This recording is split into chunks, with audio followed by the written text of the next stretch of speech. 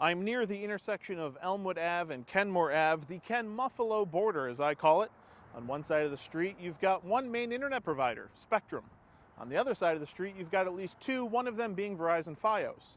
I happen to live on the side of the street with options, so my upload and download speeds are consistently above 100 megs. Spectrum will say that their speeds are comparable. Residents tell me otherwise and that it's hit or miss. The main question I have, why is there only one internet provider in the city of Buffalo in 2019, and what's being done about it? On Twitter, I asked viewers if they lived in the city of Buffalo, if they had internet, and what they thought about it. And well, their responses did not disappoint.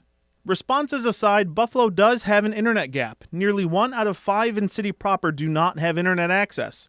That means they don't have internet at home or a smartphone to access the internet. 20% of the Buffalo population. That's one of those statistics that does not get mentioned when there's talk of a Buffalo Renaissance. This council has not been thrilled with the company we have now. City Council President Darius Pridgeon pulled no punches regarding his feelings about the primary internet provider. I just got a bill the other day, or a notification that my bill is going up. What can I do? I need it for the alarm. I need it for the computers. I need it for the phones. So I have no choice.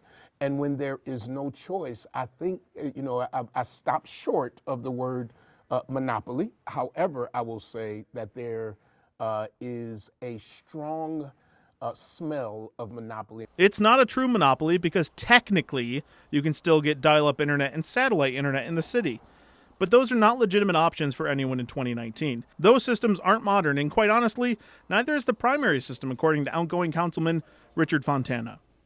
Well, it's getting behind the times. I mean, we haven't had a franchise agreement in quite some time, and that was built to a 750 megawatt system at the time, and that was state of the art, but that was 20 years ago.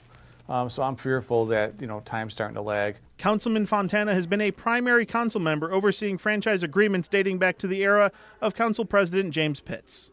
He took a lead role in it, and I was on the committee, spent many nights with Jim in the chambers on Adelphia cable issues at the time, and the council would take the lead. Now at this point, either the administration or the council could potentially, it's mostly the administration, but the council could ask to be part of those discussions. And if there's any franchise discussions that are going on, it would be helpful to have the council involved early on so that we're not just adding stuff at the end when everyone's already signed on the dotted line. Right. It's not something that usually the council gets involved in. It's usually the Department of Public Works.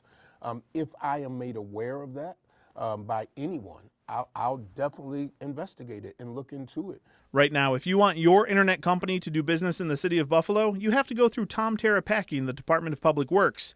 And it turns out he's hard to get a hold of. Joshua Ferry is the co-founder and CEO of Cloud Insight. They're a startup that moved from New York City to Buffalo for opportunities in their industry. The company acts as a marketplace and middleman of sorts for telecom companies to seek new opportunities in markets. But there's a problem.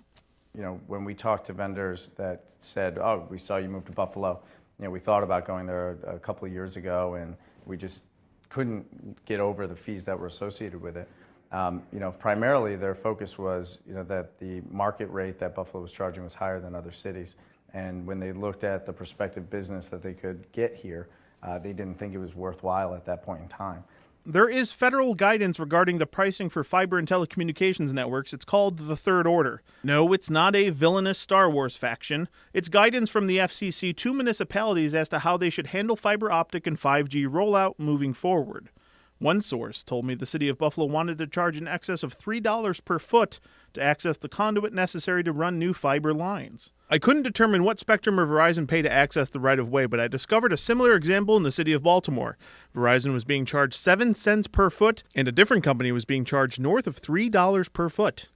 Additionally, in my research, I discovered that Extranet, a Chicago-based fiber company, stated in an FCC comment that, quote, many jurisdictions like Rochester and Buffalo, New York have proposed or require a 5% gross revenue fee, again unrelated to the cost of wireless attachments for accessing local right-of-way. We charge 5% on the cable side. The internet, we don't charge at all. We don't receive funds on the internet. When I contacted Extranet for comment regarding their statement to the FCC, a member of their marketing department told me, quote, we have no desire to be a part of this story.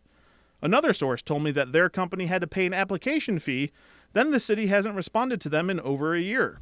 I've identified 2 companies that have expressed concern for the city's lack of follow-through to allow their fiber projects to move forward. That potentially means more delays for better internet in Buffalo. They've asked to remain anonymous in the event the city responds to their calls and emails. And this is the part of the story where a reporter would normally tell you what city officials have to say. I can't do that. The city of Buffalo has not responded to repeated messages dating back to August, nor have they responded to a Freedom of Information Law request that was due on November 12th.